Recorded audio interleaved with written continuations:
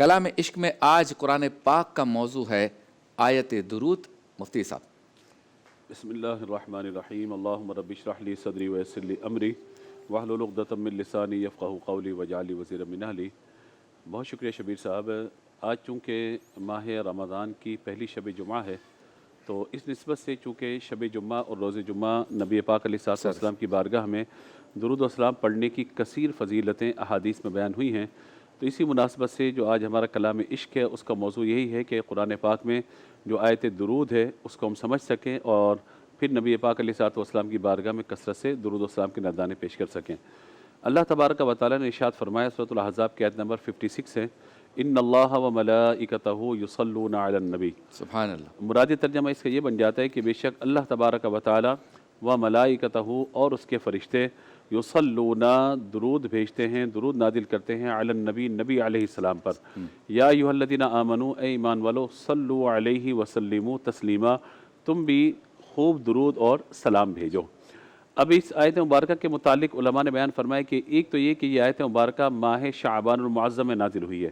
اس وجہ سے ماہ شعبان کو ماہ درود بھی کہا جاتا ہے کہ یہ آیت مبارکہ ماہ شعبان المعظم میں نازل ہوئی۔ دوسرا یہ کہ اس آیت مبارکہ میں جو بات بیان فرمائے گی کہ اللہ تبارک و تعالیٰ اور اس کے فرشتے، اللہ تبارک و تعالیٰ کا درود بھیجنا اس اعتبار سے کہ اللہ تبارک و تعالیٰ ایسی رحمت اپنے محبوب پر نازل فرماتا ہے جو تعظیم سے ملی ہوئی ہے، یعنی حضور کی عظمت اور نبی پاک علیہ الصلوۃ والسلام کا اللہ کی بارگاہ میں جو مقام و مرتبہ ہے، اس اعتبار سے اللہ تبارک و تعالیٰ اپنے محبوب پر رحمت نازل فرماتا ہے۔ فرشتوں کا جو ہے وہ استغفار کرنا ہے، اور عام ایمان والوں کا نبی پاک علیہ الصلوۃ والسلام کے لیے اللہ کے حضور دعائے رحمت کرنا ہے۔ اللہم صلی علی محمد، یا اللہ رحمت نازل فرما محمد صلی اللہ تعالیٰ علیہ وآلہ وسلم اور نبی پاک علیہ الصلوۃ والسلام کی آل پر، اور جو درود ابراہیم میں ہم پڑھتے ہیں جیسے تو نے رحمت نازل فرمائی حضرت ابراہیم اور ان کی آل پر، وغیرہ وغیرہ تفصیل ذکر کی جاتی ہے اس کی۔ تو اس اعتبار سے یہ دلچسپ بات اس کے اندر یہ ہے کہ آپ ماشاءاللہ عربی گرامر سے واقف ہیں، یہاں پہ ایک صیغہ استعمال کیا گیا یصلون، جو ہمیشگی اور دوام پر، استمرار پر مداومت کرتا ہے، یعنی ایسا نہیں ہے کہ تم نازل کر دو یا تم ایک مرتبہ بھیج دو یا ایک مرتبہ ہو گیا سارا معاملہ ہو گیا، یا حکایتاً کبھی کوئی بات بیان کی گئی تھی تو آج کہا ہاں نبی پاک علیہ الصلوۃ والسلام میں درود بھیجا گیا تھا، فرمایا یصلون، بھیجا جا رہا ہے، بھیجا جاتا رہے گا۔ تو یوں دوام پر یہ صیغہ جو ہے وہ وضاحت کرتا ہے اس کی کہ نبی پاک علیہ الصلوۃ والسلام پر ایسا نہیں کہ درود اللہ نے نازل فرما دیا، فرشتوں نے بھیج دیا، مومن ایمان والوں نے دعا کر دی، ایسا نہیں ہے، بلکہ اللہ تبارک و تعالی رحمت مستقل نازل فرما رہا ہے۔ اللہ تعالیٰ کے فرشتے مسلسل نبی پاک علیہ الصلوۃ والسلام کے لیے جو ہے وہ دعائے رحمت اور ایمان والے مستقل نبی پاک علیہ الصلوۃ والسلام کے لیے درود و سلام کی صیغہ بیان کر رہے ہیں۔ تو یہ اس اعتبار سے ہمیں سمجھنا ضروری ہے۔ ایک بات یہاں پہ مفسرین نے ذکر فرمائی بڑی پیاری، کہتے ہیں کہ اللہ تبارک و تعالیٰ نے حضرت آدم علیہ السلام پہ انعام فرمایا، وہ انعام یہ ہے کہ فرشتوں کو فرمایا کہ تم حضرت آدم علیہ السلام کو سجدہ کرو، گویا کہ یہ ان کی شان کا اظہار تھا، یعنی ایک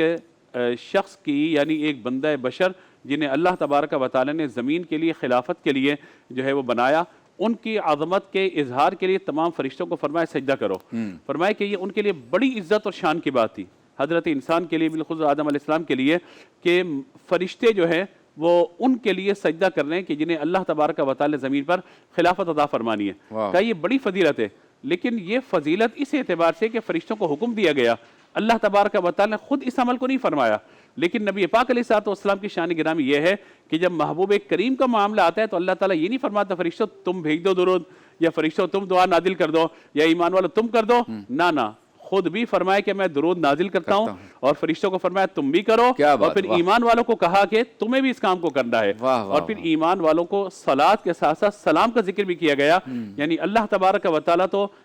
درود نازل فرماتے محبوب کریم علیہ الصلوۃ والسلام پر، یا ایھا الذین آمنوا صلوا علیہ وسلموا، ایمان والو تمہیں صرف دعائے رحمت نہیں کرنی بلکہ تمہیں نبی پاک علیہ الصلوۃ والسلام کی بارگاہ میں سلام بھی پیش کرنا ہے، یعنی درود بھیجو گے تو تمہیں ثواب ملے گا، سلام بھیجو گے تو بارگاہ مصطفیٰ سے جواب بھی تمہیں ملے گا، تو لہذا تمہیں ثواب بھی چاہیے اور جواب بھی چاہیے، تو تم پر ضروری ہے کہ تم ایسے صیغے استعمال کرو جس میں صلات کا ذکر بھی آ جائے اور سلام کا ذکر بھی آ جائے۔ حالانکہ صلات کا معنی اتنا وسیع ہے کہ اس میں یہ سلام کا معنی پایا جاتا ہے، لیکن الگ سے سلمو صیغہ امر بیان فرمایا گیا کہ تم درود بھی بھیجو، صلو علیہ وسلمو، اور فرمایا تسلیماً، ہمیشگی کے ساتھ، دوبارہ بار بار بھیجتے رہو، خوب خوب درود و سلام بھیجو، یہ نہیں کہ ایک مرتبہ بھیج دیا تو بھیج دیا۔ اسی لیے آپ یہ دیکھیے کہ جو فرض عبادات وغیرہ ہیں ان کے بعد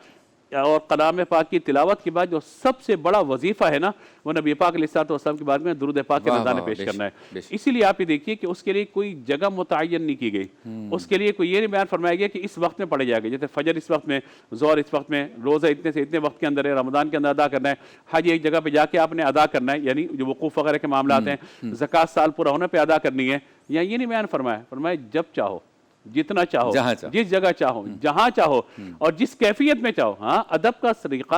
کا طریقہ تمہیں سیکھنا ہوگا۔ جب بھی درود بھیجو تو ہمارے آقا علیہ الصلوۃ والسلام پر، ہمارے محبوب پر، یعنی اللہ کے محبوب پر، اور ہم اپنے آقا صلی اللہ تعالیٰ علیہ وآلہ وسلم پر جب بھی بھیجیں تو بہت عظمت، تعظیم کے ساتھ درود پاک کے نذرانے پیش کریں۔ اب خاص طور پر ماہ رمضان میں، اور بالخصوص ماہ رمضان میں جو آج شب جمعہ اور اگلا دن روزہ جمعہ ہے، فرمائے کہ یہ یوم مشہود ہے، یعنی عام جو جمعے کا دن بھی یوم مشہود ہے۔ فرمائے کہ اہل محبت کا درود اس دن ہم تک پہنچایا جاتا ہے، اور بعد روایت کا خلاصہ یہ ہے کہ اہل محبت جس محبت سے درود پاک پیش کرتے ہیں، باقیوں کا درود تو فرشتے پہنچاتے ہیں، اہل محبت کا درود ہم اپنے کانوں سے سماعت کرتے ہیں۔ تو کیا ہی بات ہو کہ ہم اپنے آقا علیہ الصلوۃ والسلام کو خوش کرنے کے لیے، نبی پاک علیہ الصلوۃ والسلام کو راضی کرنے کے لیے، اور حضور سے برکتیں حاصل کرنے کے لیے درود پاک کے کثرت سے نذرانے پیش کریں۔